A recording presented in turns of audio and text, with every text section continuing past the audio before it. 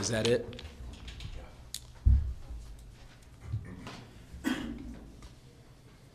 Well,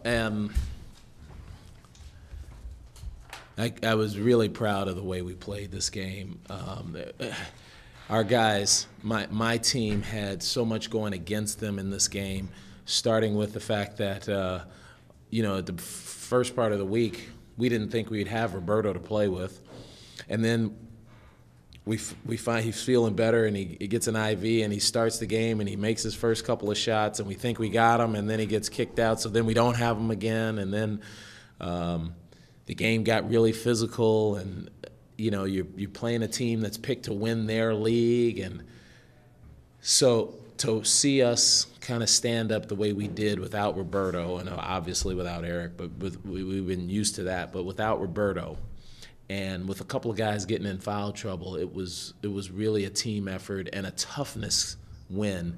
And I'll end it by saying it was the kind of win that we might not have had last season. For those of you guys who follow us, it's certainly a step forward for this program and this team, and I couldn't be more proud. So with that, I'll just open up for questions.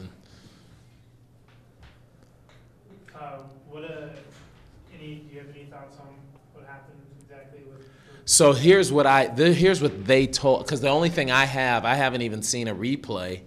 I was trying to get our table to show the replay so I could see it. The officials said to me that the initial foul was on Roberto, and then they got tangled up, and Roberto apparently threw a punch that missed.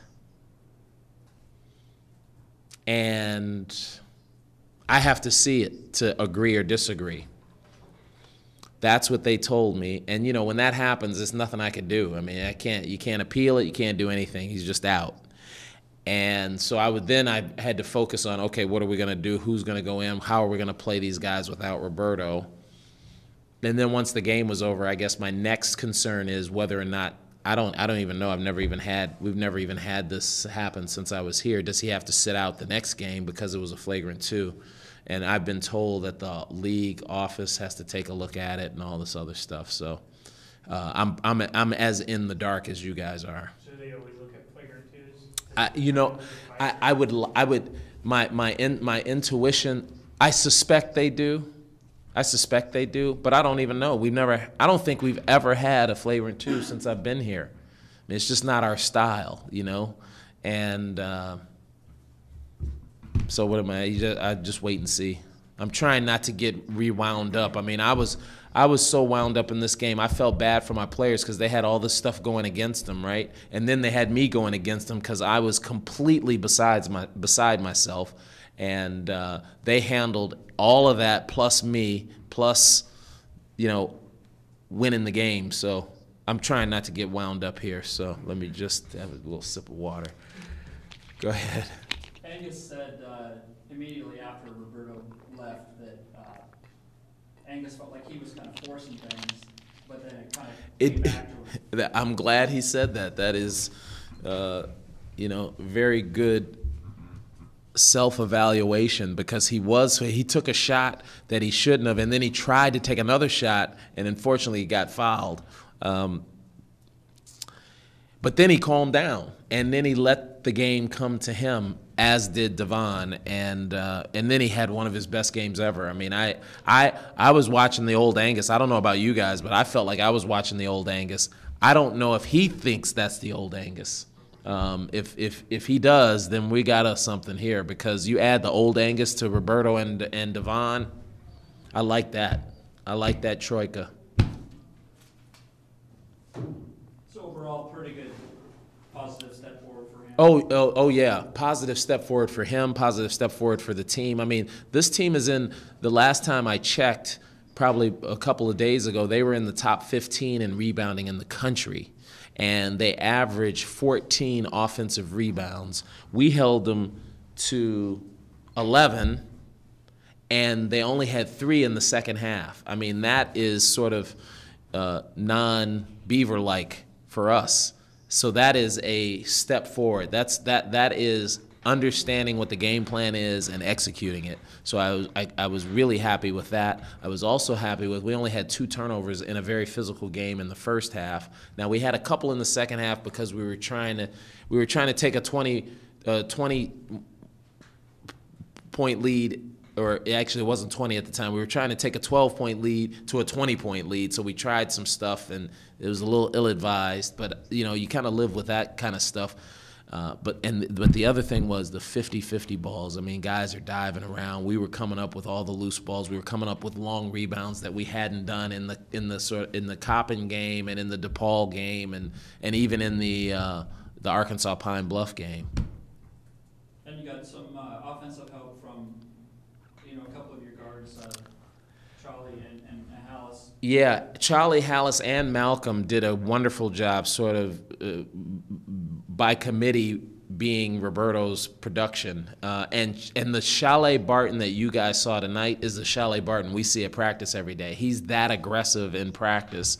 And it seems as though, and I might have to do a better job as the coach getting him to do this in the games, but he sort of defers to the guys like Roberto, Devon, and Angus in the games. And now maybe with this performance, I can use this as a touchstone so that he can see this is the Chalet I want to see in games. And I know you practice hard, and I'd rather see this guy in games.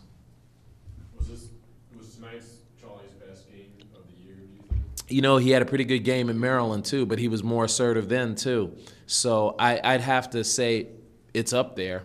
I mean, you look at this line. He had 8 points, but he had 6 rebounds and 6 assists with 2 turnovers. I mean, that's a pretty darn good line for a guard. And when guys are shooting threes like these guys were, you need your guards to get 5 or 6 rebounds. Looks like a pretty good collection of teams waiting for you in Hawaii. Oh yeah, no. Do you feel like you're gonna have to, your team overall is gonna have to kind of step up its Mm-hmm. to do all that? Yeah, we have to step up our game every time we play because we want to be really good. We don't just want to be, hey, this team is better than most of the Oregon State teams in the last 25 years, but they're not in the upper echelon. We want to be really good. We want to be competing for the top half of the league, winning championships and winning tournaments that we go to. So we're going to be stepping our game up from here on out. But to get to your point, Jesse, about the level of competition, I mean, we're the only team in that tournament that didn't go to the postseason last year. All the rest of those teams went to the postseason, Akron included. They have a very good team, and we're going to have our hands full. But I will say, if we play like this and we have Roberto, I like our chances. I like my team. I like how we're playing. And the other thing I wanted to point out, we also didn't shoot our regular clip. We shot 45%, and we didn't shoot our regular clip from the foul line, and we still win this game. How were you guys able to limit Bettman tonight? 1 point in the first half, 11 points overall. Well, we realized what a good player he was based on how he killed us last year, and we thought, okay, let's limit his ability to kill us. And what he did to us last year was he would get the rebound and he'd take it the length of the court like Magic Johnson, and he'd either score or lay it off for somebody else to score. So we tried to get the ball out of his hands, and that sort of neutralizes a guy like that. And then we had to keep him off the boards. I actually didn't even check to see how many boards he got today. He still got 12 rebounds. I mean, he doubled us last year, but it was way more effective. And in their comeback last year, he was just so critical. And then to see them have a run and our guys knowing how to stay down and making them take tough twos. He got that one dunk when Angus went for the fake and he went by him and dunked it. But the rest of those shots were those sort of mid-range twos that are hard to make. Which timeout did you talk to Angus about, kind of slowing down and, trying to take better looks? It was probably one of the media timeouts because I didn't call my timeout in the first half. So it had to be one of the media timeouts right after Roberto went out. So he went out 8 minutes in, so it was probably at the 12-minute, or more likely it was probably at the 8-minute, under 8-minute timeout. But don't worry, I was yelling it from the sideline. I didn't have to wait for a timeout. I told him, I was like, listen, dude, stick with your game plan. Let it come to you. And when he did, I mean, he was just putting them in the basket. I mean, he just backed his way into where he wanted to be and then drop step or jump hook right over. It's just hard to block that shot if you're taking that shot. If you're forcing things, that works into their hands. Is he back? In your opinion? I think he's been back, but he has to think he's back. You know, in his mind, he has to think he's back. I mean, the last 2 games, I was like, all right, what's wrong? Nothing.